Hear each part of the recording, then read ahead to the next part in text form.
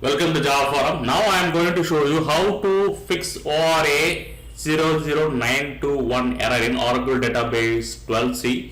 So I have connected as a sysdba, as a DBA user I connected.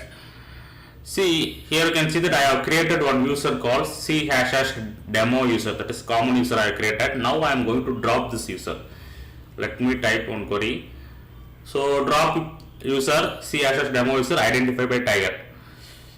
So it's thrown the error ORA-00921 unexpected end of SQL command, which means that this SQL query itself wrong. Okay, so drop user C # demo user, that is enough.